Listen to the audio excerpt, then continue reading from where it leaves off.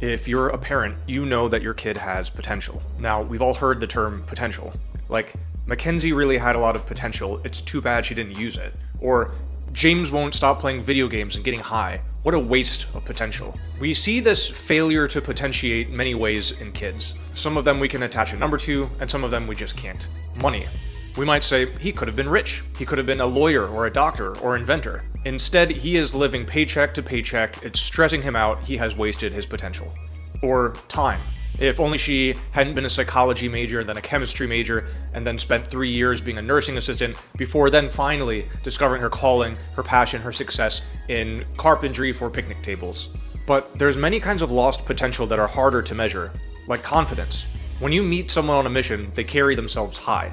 They're sure of themselves. They know what they want. They know when to not do something because they know it will be a waste of their time. They know where they're headed. But not so for the student who's lost, or directionless, or bored, who we see as wasting their potential. Another thing that's a bit harder to measure, impact. Some students leave college and run organizations or start big projects that change the world and improve people's lives. Others flounder and struggle, putting stress on their parents and on their friends and on their communities. Here, potential isn't about time or money or confidence, but the difference between making the world a better place or not.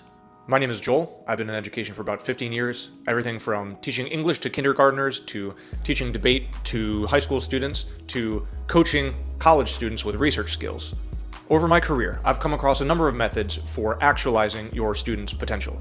I'll share 3 of them with you today. First, experiment ruthlessly. Kids have many ideas about what they like, what they don't like, and what they want to be when they grow up. But instead of just entertaining and nurturing fantasies, help them experiment with actual real-world experience that will help them know, is this what I want to do or not? Give them real-world information about if this is something that they're even good at, or something they would want to do, or something that would give them the kind of life that they desire.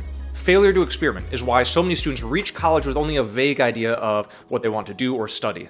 The cost to find out if you want to be an engineer or a chemist or doctor is often 2 or 3 years of college, which is a huge amount of time and money just to find out that this is not the right path for you. Instead, simple experiments like having conversations with professionals, or some simple job shadowing in high school, or even just looking up the salary or the job prospects of that major is a good way to rule out paths before getting too deep into them. Second, help your kids make connections. You are not an expert in everything. What you can do is help your kids, especially teenagers, to make connections in fields they are actually interested in.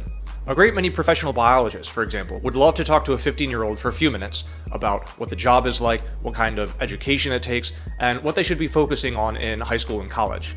These kind of expert connections are invaluable in informing your student about what these jobs are actually like, answering questions that you just don't have the capability to answer, and giving them a real passion to pursue long-term goals. In addition, making connections is one of the most valuable skills you can have. So if they start to practice it, for example, when they're in high school instead of deep into their career, they will have a toolkit that they can deploy no matter which direction they end up heading. Third, encourage failure.